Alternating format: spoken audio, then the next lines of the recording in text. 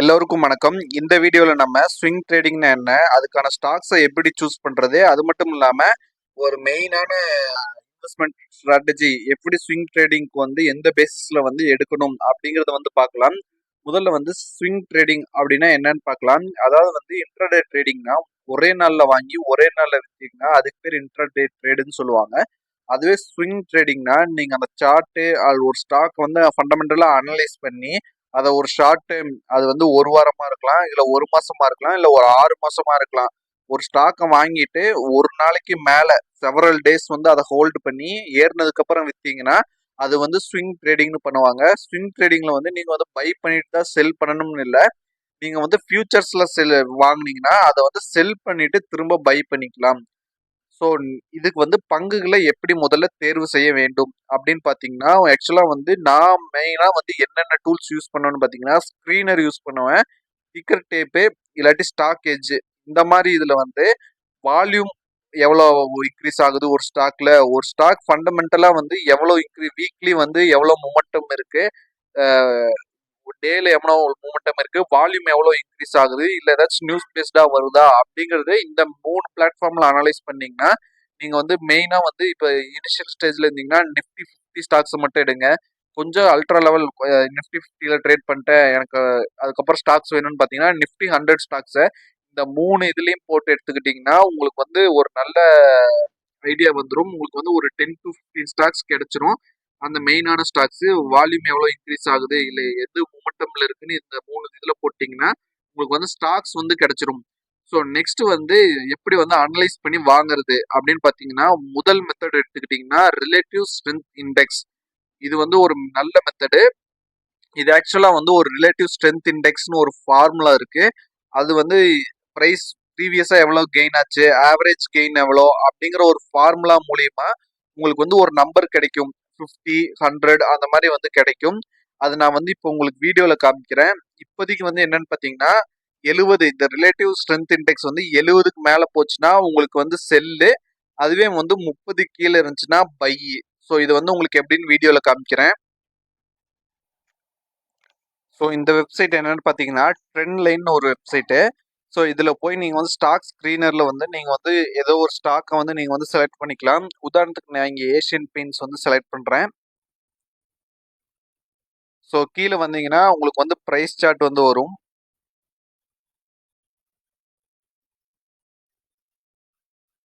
ஒரே நிமிடம். ஸோ உங்களுக்கு பிரைஸ் சார்ட் வந்துருச்சுன்னா நீங்க என்ன பண்ணணும்னு பாத்தீங்கன்னா இங்க இந்த சார்ட் இது கிளிக் பண்ணணும். இந்த இடத்துல பாருங்க, இதை நீங்க கிளிக் பண்ணிட்டு கீழே வாங்க. ஆர்எஸ்ஐ அப்படிங்கறத செலக்ட் பண்ணிட்டு நீங்க ஆட் பண்ணணும். இங்க RSI relative strength index add கொடுத்துட்டீங்கன்னா நீங்க பார்க்கலாம் ஏசியன் பெயிண்ட்ஸ் ஆர்எஸ்ஐ 14 இருக்கா. ஸோ இதை நீங்க 70 எப்போ 30 பக்கம் வருதோ அப்போ நீங்க பை பண்ணலாம். ஸோ இப்போ கரண்டா ஆர்எஸ்ஐ வெறும் 21 தான். ஸோ இது ஒரு பையிங் ஜோன்ல இருக்கு.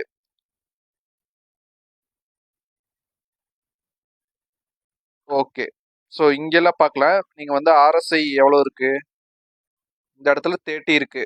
நீங்க கரெக்டா பார்க்கலாம். 30 வந்ததுக்கு அப்புறம் ஒரு நல்ல ஏற்றம் போயிருக்கு.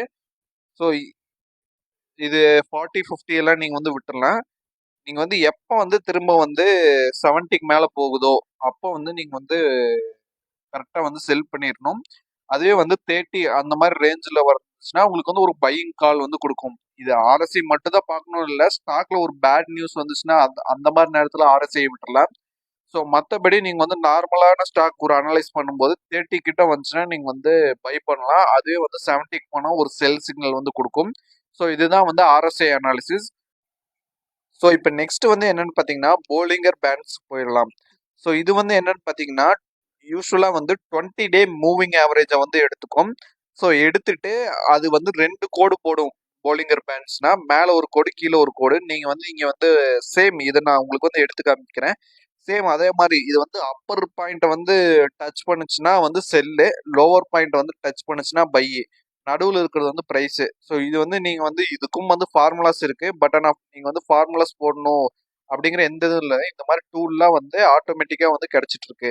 ஸோ இப்போ வந்து சேம் அதே இதுக்கு வந்து நீங்கள் வந்து போகலாம். அதே வெப்சைட் ட்ரெண்ட்லைன்ங்கிற வெப்சைட்டு. ஸோ அங்கே வந்து நீங்கள் வந்து சேம் அதே இதை கிளிக் பண்ணிட்டு போலிங்கர் பேண்ட்ஸ் மட்டும் ஆட் பண்ணிக்கலாம். ஸோ இங்கே இருக்கு போலிங்கர் பேண்ட்ஸு. நான் ஆட் கொடுத்துட்றேன். ஸோ ஆட் கொடுத்துட்டா நீங்கள் வந்து நீங்களே பார்க்கலாம். ஒரு அப்பர் பாயிண்ட் ஒரு லோவர் பாயிண்ட் இருக்கோ.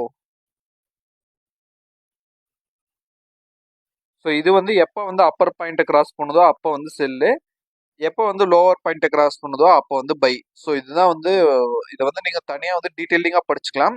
ஸோ இப்போதைக்கு நீங்கள் வந்து சிம்பிளாக பார்க்கணுன்னு பார்த்தீங்கன்னா நீங்கள் வந்து அப்பர் பேண்டை எப்போ டச் பண்ணுதோ அப்போ வந்து நீங்கள் ஆட்டோமேட்டிக்காக செல் பண்ணலாம், லோவர் பேண்ட் அப்போ பை பண்ணலாம். ஸோ இது வந்து போலிங்கர் பேண்ட்ஸு.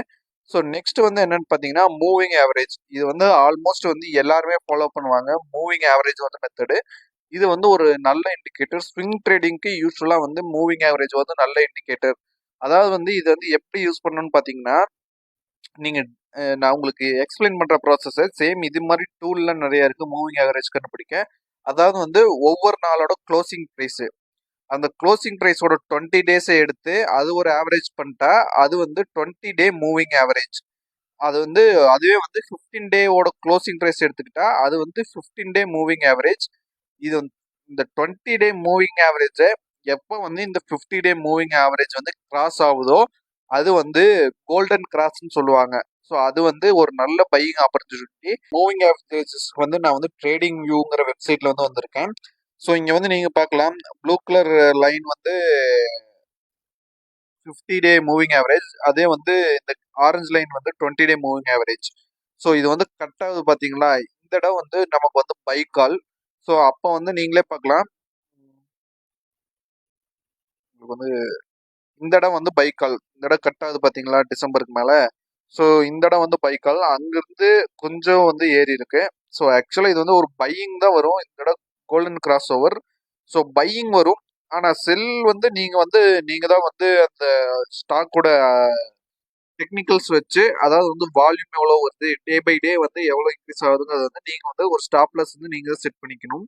இது வந்து ஒரு பை கால் வந்து கொடுக்கும் மூவிங் ஆவரேஜஸ். ஸோ இது வந்து 3 மெத்தட் மூலியமா நீங்கள் வந்து ஷார்ட் டேர்முக்கு வந்து ஸ்டாக்ஸ் செலக்ட் பண்ணி நீங்கள் வந்து ட்ரேட் பண்ணலாம்.